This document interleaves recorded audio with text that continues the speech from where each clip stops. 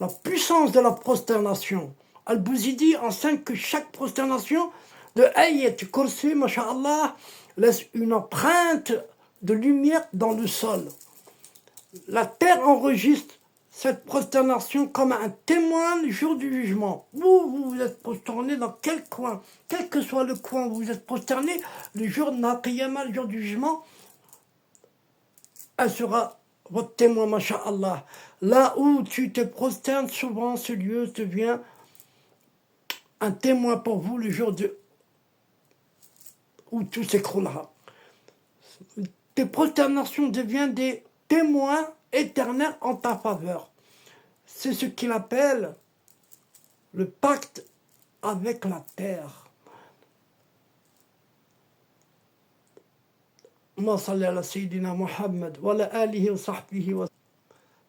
va parler maintenant des conséquences. Des conséquences. On a assez parlé des bienfaits de nous. Alors, si je vous dis, vous les bienfaits, d'ici demain, je suis encore. Il y a des bienfaits, Allah l'a dit, mais ils sont interminables. Allah, il y a des bienfaits, masha'Allah. Dans le risque, dans la protéger. Même vos enfants, votre famille, elle est protégée. Si vous le faites plusieurs jours, plus de 7 jours, elle devient permanente. Masha'Allah. Pourquoi pas vivre avec? Pourquoi pas donner 15 minutes de votre temps après le Maghrib, l'Isha, pardon. Qu'est-ce que ça fait? 11, une prosternation et 11 ayat kursi. Allah l'a dit que vous êtes protégés, masha'Allah, le jour, la nuit, où vous allez, masha'Allah. Vous n'avez même plus la peine de surveiller, faire attention. Vous aurez avec vous les Junoud al-Rahman, les djinns avec vous. Allah a dit. Ils aiment bien, eux, ce qu'ils aiment bien, pourquoi ils seront avec vous?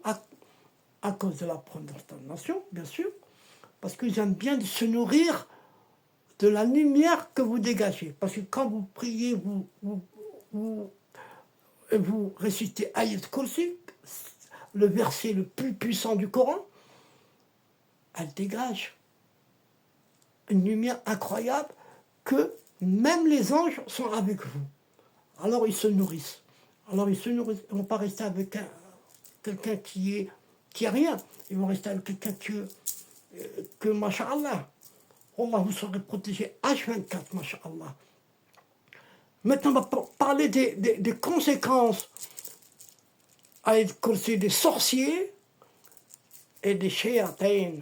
Quand le serviteur récite Ayat Kursi en prosternation, les pactes écrits par les sorciers avec les shayatin, bien sûr, sur du sang, ou bien sur de l'encre, ou bien des os, même avec des os humains, ou bien avec des os animaux, s'effacent.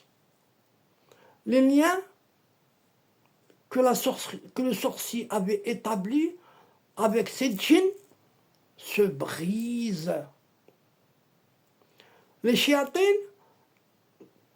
qui dépendaient de ces pactes, sont pris d'une brûlure intérieure comme un contrat arraché dans le feu. Ça leur fait mal. Perte de leur alliance, faiblesse de leur sort.